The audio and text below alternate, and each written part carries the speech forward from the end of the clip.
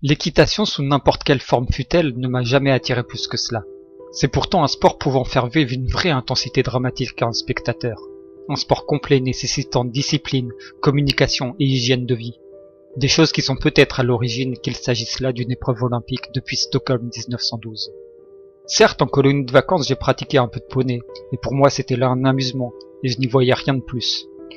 Quant au cheval, l'animal à proprement parler, même si je l'aime beaucoup, j'avoue l'avoir plus consommé en roast beef qu'en protagoniste de cinéma. Ainsi, j'ai pu passer à côté de grandes œuvres, puisque manque à ma culture pour ne citer que Cheval de guerre de Steven Spielberg, Pur sang, la légende de Seabiscuit de Gary Ross, et même le classique L'homme qui murmurait à l'oreille des chevaux de Robert Redford, qui révélera Scarlett Johansson. Merci Robert. En revanche, en 2013, je suis allé voir un film de Guillaume Canet qui s'appelait Japlou. Bienvenue dans Stade Obscur.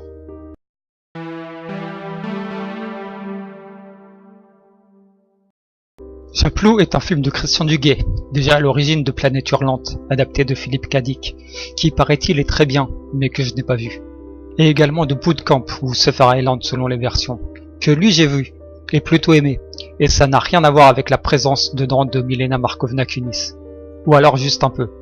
Il a été écrit par Guillaume Canet lorsqu'il se retrouva sur le projet, et est librement inspiré du roman Crin Noir de Karine de Wilder.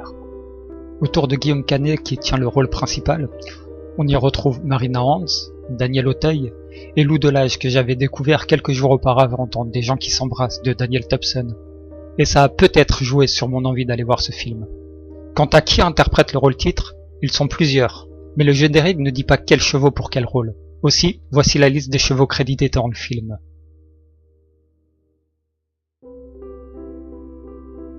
L'œuvre retrace le parcours de Pierre Durand et de son cheval dont je n'avais alors jamais entendu parler. Trop jeune? Ouais, c'est intéressé. Je ne sais pas, et ce n'est pas important. L'histoire raconte leur relation, qui aurait très bien pu ne pas exister, et comment elle va évoluer au fil des années, tant sur le plan sportif que sur le plan émotionnel. Lors de l'écriture du scénario, Canet en profitera pour mettre un peu de son histoire dans le film, puisqu'il participait à des concours épiques dans sa jeunesse, et avec Marina Hans, et ça commence à faire beaucoup et il pourrait même y en avoir plus. Et de plus, il a mis également la relation père-fils au cœur du développement. Comme déjà dit, les concours hippiques ne sont pas trop des choses qui m'attirent.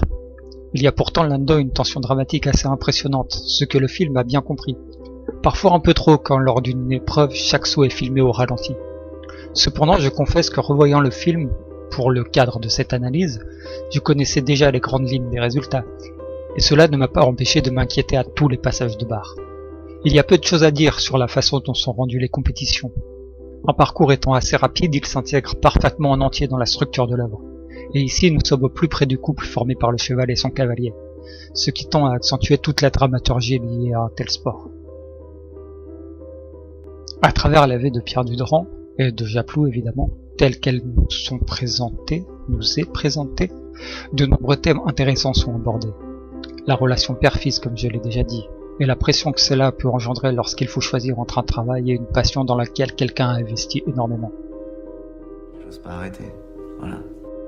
Les scènes entre Guillaume Canet et Daniel Auteuil sont d'ailleurs peut-être celles qui m'ont le plus touché. Évidemment, on reste ici dans un film où le sport a une importance particulière. Si bien que l'on retrouve un thème presque inhérent à cette catégorie de film. Le dépassement de soi, affronter les épreuves, surmonter les obstacles, ou même les sauter ici en l'occurrence. C'était ton rêve, c'est devenu le mien. En effet, dès le début du film, et tout le long, on nous rappelle que Japlou n'est normalement pas fait pour ce pourquoi on l'entraîne. C'est un trotteur, tout petit, mais avec une détente impressionnante. Le Spud Webb des chevaux pour ceux qui vont comprendre la référence, et sinon, voilà. And now, Spud's first attempt. 5-7 Spud Webb. Oh! High cross and lob and... De ces obstacles vont découler des montages d'entraînement, avec la musique qui rend bien, qui nous pousse à vouloir voir ce petit cheval aller loin. Avant même que je revisionne le film, une scène m'avait marqué, la conférence de presse avant les Jeux de Los Angeles 84. Les questions sur la sélection ou non d'un participant en équipe de France ou les critiques d'un cavalier encore encensé 2 jours plus tôt faisaient assez bien écho à ce qui se passait quand je l'avais vu en 2013. Et c'est encore le cas aujourd'hui. L'équipe de France permettra également de mettre en place un antagoniste, très bien joué par Tchéky Karyo. Je crois que c'est un pléonasme, même si je ne suis pas sûr qu'il apporte un plus à l'histoire. Mais ne connaissant justement pas cette histoire originale, je me garderai de juger. Ce que je retiens reste l'importance qu'ont les relations qu'on entretient avec les autres. Et j'avoue que j'aurais aimé que celle entre Raphaël et Japlou soit montrée encore un peu plus. Même si l'on comprend assez bien que c'est grâce à elle que Pierre apprend à mieux connaître son cheval, et donc à devenir encore meilleur. Au sortir du film, lorsque je l'ai découvert, j'étais heureux d'avoir franchi le pas pour aller le voir. Certes, par certains moments, le rythme s'essouffle et peut nous faire sortir du film, mais il arrive toujours à nous récupérer. De plus, tous les sujets qu'il traite sont faits de façon assez juste et plutôt bien réussie. On a là à la fois une romance assez belle bien que classique, de même pour l'histoire familiale.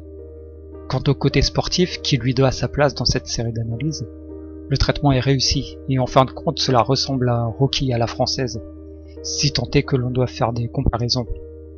Et si on ne doit pas en faire, regardez ce film et vous vous sentirez bien après. Merci d'avoir pris le temps de m'écouter. J'espère que vous allez vous intéresser un peu à ce film. Et moi je vous retrouve la prochaine fois, si jamais il y a une prochaine fois.